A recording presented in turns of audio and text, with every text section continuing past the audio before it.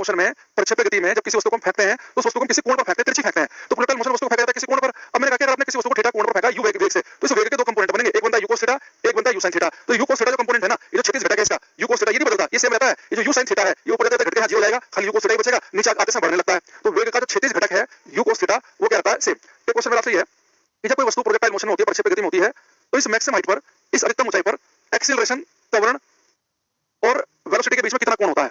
अगर कोई वस्तु प्रोजेक्टाइल मोशन में है, प्रक्षेप्य गति में है, मैं एक बार फिर से नया पेज पे बना देता हूं। ये वस्तु यहां पे देखना, डायग्राम देख के बताना। एक वस्तु जो है आपने उसे u वेलोसिटी से फेंका थीटा एंगल पर, तो किसी एंगल पर फेंकने का मतलब ये है कि वस्तु का मोशन कैसा होगा, प्रक्षेप्य गति होगी, प्रोजेक्टाइल मोशन। तो कह रहा है कि प्रक्षेप्य गति में मैक्सिमम हाइट पर जो वेलोसिटी है u cos थीटा और जो एक्सेलरेशन है त्वरण, इनके बीच का एंगल क्या होता है। तो ये एक चीज बताना, कल मैंने आपसे कहा था कि प्रोजेक्टाइल मोशन में आप किसी वस्तु को एक बार फेंक दो, उसके बाद केवल वस्तु ग्रेविटी की वजह से नीचे आनी चाहिए। यानी अगर कोई वस्तु प्रोजेक्टाइल मोशन में है तो उसका एक्सेलरेशन होता है g के बराबर, एक्सेलरेशन ड्यू टू ग्रेविटी, और g तो हमेशा नीचे की तरफ काम करता है। मैक्सिमम हाइट पर देखेंगे तो g कहां पे काम करेगा, नीचे की तरफ काम करेगा। तो प्रोजेक्टाइल मोशन में मैक्सिमम हाइट पर वेलोसिटी होती है हॉरिजॉन्टल डायरेक्शन में u cos थीटा, और ये एक्सेलरेशन त्वरण है बिल्कुल नीचे की तरफ को, तो इनके बीच का एंगल कितना बनेगा, 90 डिग्री। तो प्रक्षेप्य गति में अधिकतम ऊंचाई पर वेग और त्वरण के बीच का एंगल होता है 90 डिग्री। लिखेंगे in projectile motion the angle between velocity and acceleration in projectile motion, the angle between velocity and acceleration is 90 degree at maximum height. प्रक्षेप्य गति में अधिकतम ऊंचाई पर, प्रक्षेप्य गति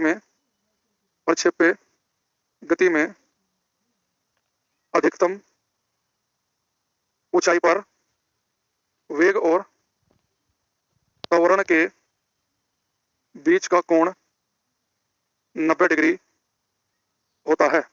वेग और त्वरण के बीच का कोण 90 डिग्री होता है, ठीक है।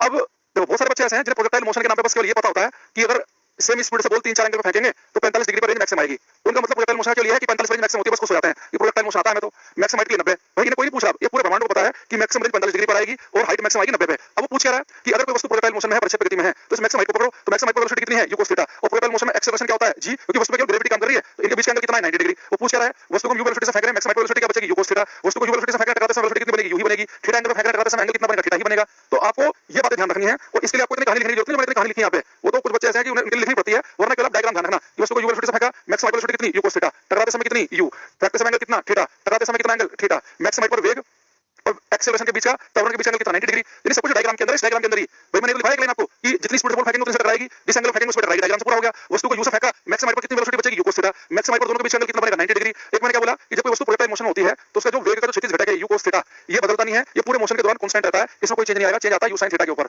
अरे यहाँ तक की बात समझ में आई कि नहीं आई है?